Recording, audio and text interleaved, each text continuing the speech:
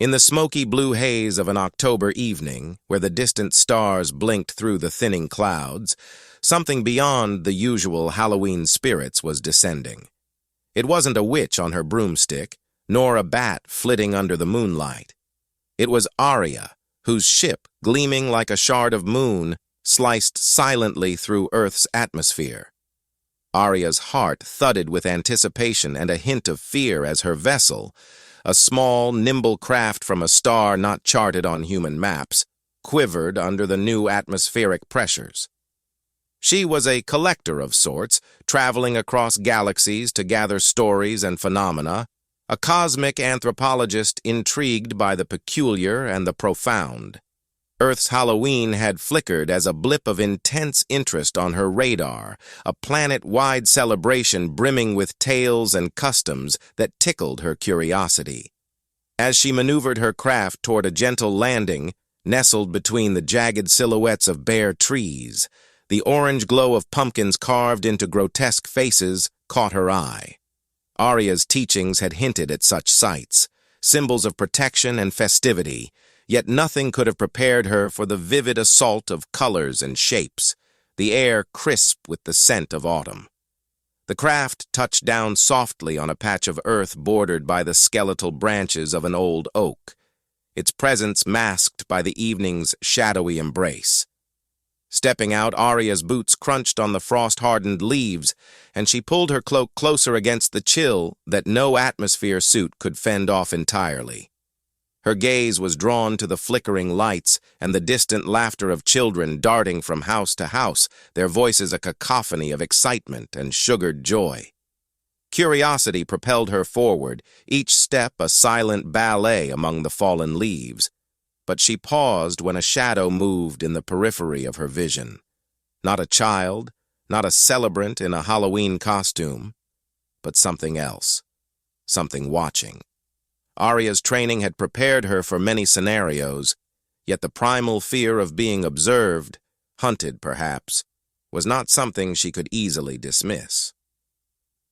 "Who goes there?" a voice called out, unexpectedly warm and inviting. It belonged to an old woman, her hair as silver as moonlight, draped in a shawl adorned with symbols that hinted at old earth magic. She stood on the porch of a quaint wooden house, decorated extravagantly with cobwebs and spiders made from materials Aria could not yet identify. "Forgive my intrusion," Aria began, her voice steady despite the thumping of her heart. "I am a traveler far from home, seeking the essence of this celebration you call Halloween." The woman's eyes twinkled with a mix of suspicion and amusement. "Well, traveler," she chuckled, pulling her shawl tighter around her shoulders as the night air bit deeper. "You've picked an interesting night to visit. Halloween isn't just any celebration, it's when the veil is thinnest between the worlds. Spirits, good and bad, roam freely. But come join us.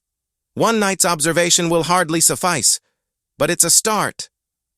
As Aria followed the woman into the warmly lit home, questions tumbled through her mind. What secrets did Halloween hold? Who were these spirits? And what stories did they carry? The night was young, and Aria's adventure on Earth had just begun, under the watchful eyes of the moon and the hidden ones who moved in its shadowy wake. Inside the cozy warmth of the old woman's home, the air was thick with the scent of cinnamon and cloves, a stark contrast to the biting chill outside. The walls were adorned with pictures of people in various costumes, some smiling, others with expressions crafted to terrify. Aria followed the woman, introduced simply as Mrs. Alder, into a living room where a fire crackled merrily in the hearth, casting playful shadows across the room. "Sit, sit." Mrs. Alder gestured to a cushioned chair beside the fireplace. "Warm yourself. The tales of Halloween are many, and they stretch back further than the memory of any living soul." As Aria settled into the warmth, her eyes roved over the strange decorations, the carved pumpkins, and the intricate designs of spiders woven into fake webs. Mrs. Alder returned with 2 steaming cups of something fragrant and handed one to Aria. "This is cider," she explained. "A traditional drink on such nights. It's supposed to warm the spirit and clear the mind for the stories to come." Aria took a cautious sip. The liquid was sweet and spicy, its warmth spreading through her like a gentle fire. "Now," Mrs. Alder began, her voice dropping to a conspiratorial whisper, "Halloween is more than just a night for sweets and scares. It's rooted in ancient traditions, an old festival called Samhain, celebrated by the Celts. They believed that on this night, the veil between our world and the next was thinnest. It allowed spirits, both benevolent and malevolent, to pass through." Aria listened intently, her mind racing to connect these tales to similar rituals she'd studied in distant worlds. The idea of thin veils and wandering spirits was not unique to Earth, it seemed. "The costumes," Mrs. Alder continued, pointing to a photograph of a child dressed as a skeleton. "Originally, they were meant to disguise us from harmful spirits, to walk among them unseen or to drive them away. Now, it's mostly for fun, but some still respect the old ways." The evening progressed, and Mrs. Alder shared stories of Halloween nights past, of unexplained phenomena, and of spirits that had lingered a little too long in the world of the living. With each tale, Aria's understanding of Halloween deepened, blending empirical observation with the mystical. Suddenly, a knock sounded at the door, sharp against the soft murmur of their conversation. Mrs. Alder smiled knowingly. "Ah, it seems we have more than just spirits visiting tonight." She opened the door to reveal a group of children, their faces alight with excitement, shouting in unison, "Trick or treat!" Mrs. Alder laughed, ushering them in. Each child was dressed more extravagantly than the last. Witches, vampires, ghosts, and fantastical creatures Aria had never seen, even in her extensive travels. They paraded around the room, showing off their costumes, then collected sweets from Mrs. Alder before darting back into the night. "Every costume has a story," Mrs. Alder said, once the door had closed behind the last giggling phantom. "And every story has a lesson. What do you think, Aria? What stories will you carry back to your star?" Aria pondered, the weight of her mission settling around her. Earth was a planet rich with tales, where the past mingled so effortlessly with the present, where every human participated in age-old rituals, perhaps not fully understanding their origins, but embracing them nonetheless. As the fire dwindled to glowing embers, Aria realized that to truly grasp the essence of Halloween, she would need to dive deeper into its celebrations. The night promised more secrets, waiting to be unveiled under the enchanting spell of HalloweenMagic. After the children had left with their trove of sweets, the night deepened, drawing a more somber shade over the world. Mrs. Alder suggested they take a walk outside to experience the true spirit of Halloween, beyond the walls of her cozy home. "Come," she said, her voice a whisper, as if not to disturb the ghosts she had spoken of earlier. "Let's see what the night reveals when the veil is truly thin." Wrapped in warm cloaks, they stepped out into the crisp air, where fog was beginning to curl around their ankles like a living thing. The moon, a sliver of silver in the sky, cast eerie shadows across the ground. They walked in silence, the only sounds the crunch of leaves underfoot and the distant laughter of revelers. Mrs. Alder led Aria through the winding paths of a nearby graveyard, an ancient place dotted with tombstones, some so old they were nothing more than moss-covered shapes in the earth. "This place," Mrs. Alder murmured, "is where you feel Halloween's power most acutely. The Celts believed such spots were liminal spaces where worlds could meet, a perfect spot for Samhain."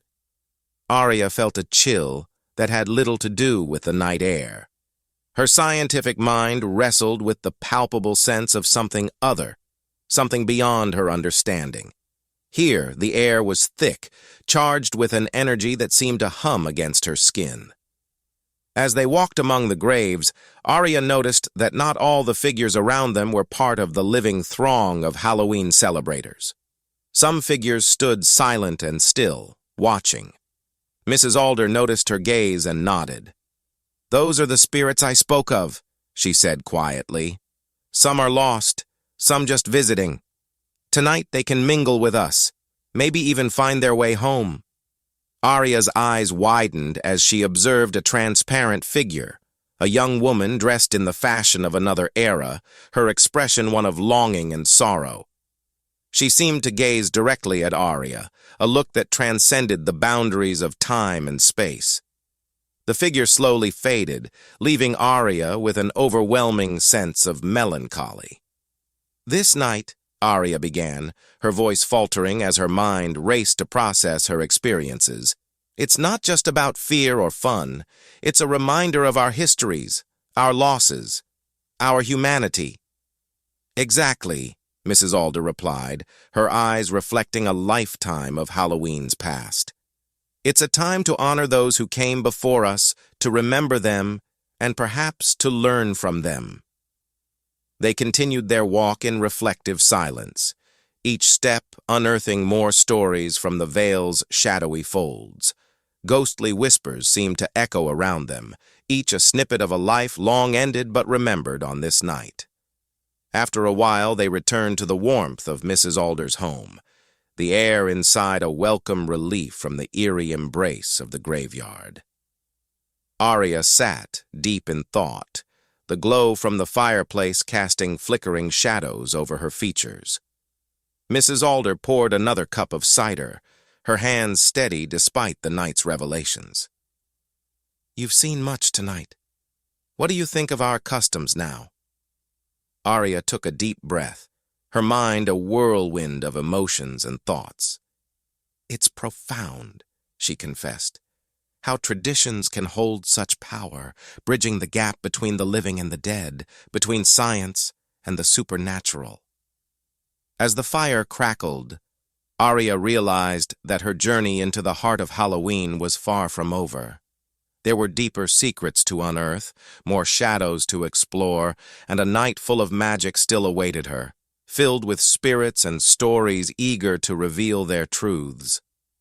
Back in the comforting glow of Mrs. Alder's living room, with logs crackling and the occasional spark flying up the chimney, the atmosphere was ripe for deeper exploration into the mysteries of Halloween.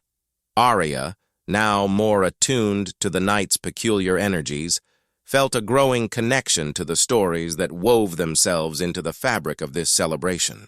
Mrs. Alder stoked the fire, then settled back into her chair, her eyes gleaming with the promise of tales untold. "You've seen the spirits that roam tonight," she said, her voice a soft thread in the quiet room.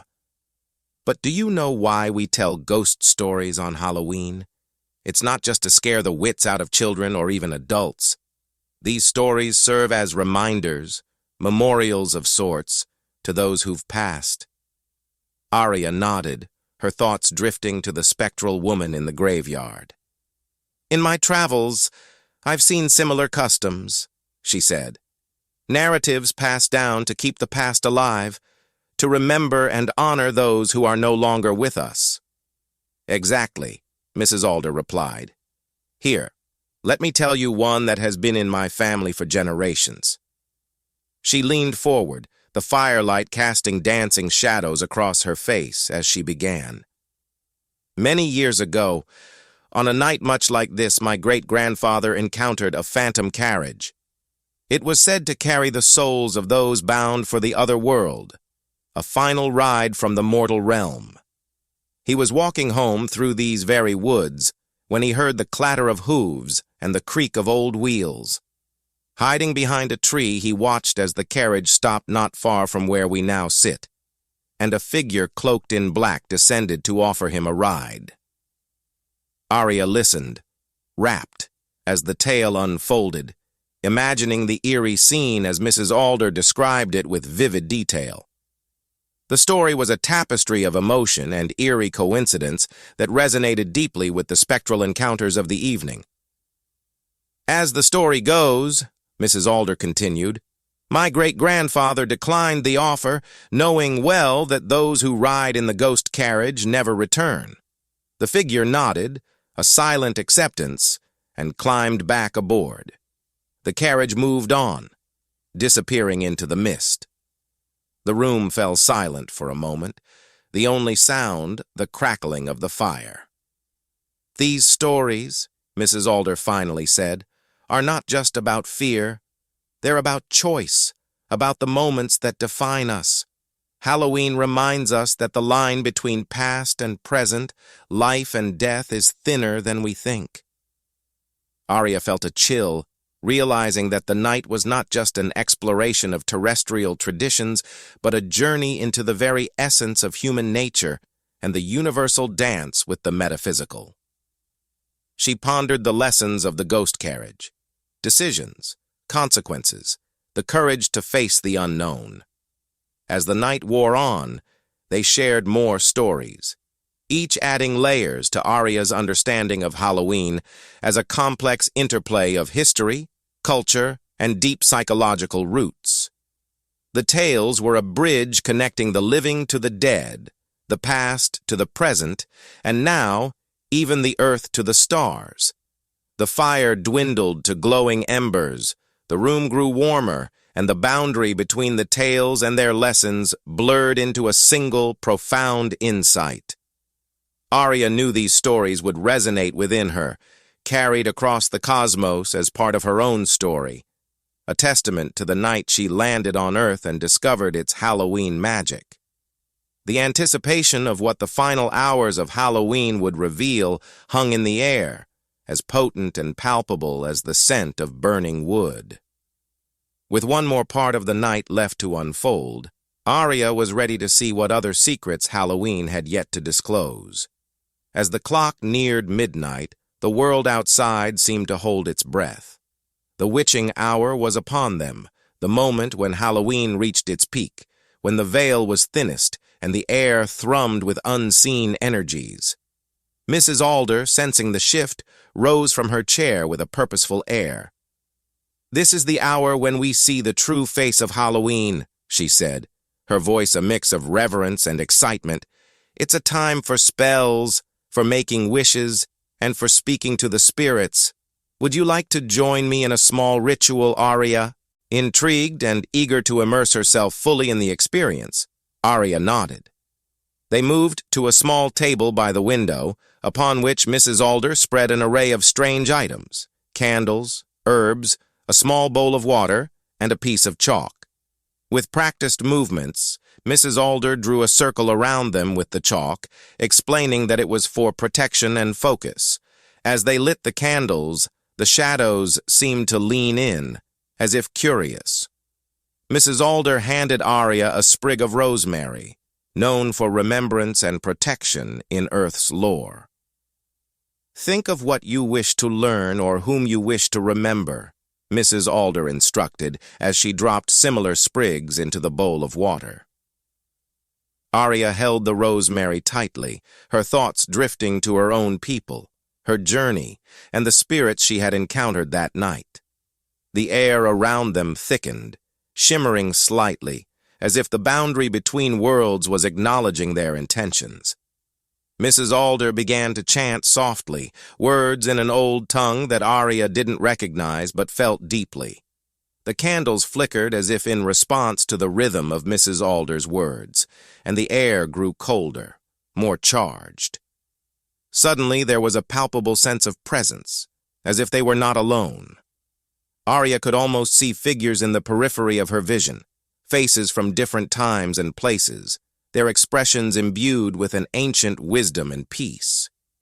It was as if the night itself whispered secrets long forgotten, stories that bridged the gap between the living and the dead, the earth and the stars. As the ritual came to an end, the figures faded, but the feeling of connection remained. Aria looked at Mrs. Alder, a profound gratitude filling her.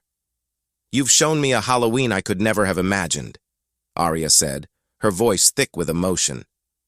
"Not just a night of fear or fun, but a profound connection to all things past and present. It's a lesson I will carry with me across the stars." Mrs. Alder smiled, her eyes twinkling in the candlelight. "And we are glad to have shared it with you, traveler. Remember, the veil isn't just thin on Halloween. It's a reminder that we are always surrounded by more than we see, and that remembering and honoring is not confined to a single night." As the witching hour passed, the world outside began to stir back to life. The first signs of dawn crept across the sky, casting the first light on a Halloween that was ending. Aria knew her departure was imminent, but the magic of the night would linger, a powerful narrative added to her collection of cosmic knowledge. With a final look at the cozy room, the extinguished candles and the fading chalk circle, Aria stepped back into her craft, the memories of the night securely etched into her heart.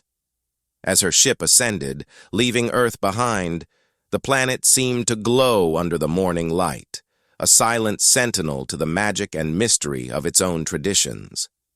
The night she landed on Earth and found HalloweenMagic was over, but the stories and the lessons would resonate across time and space, forever a part of her and a testament to the shared magic of the universe.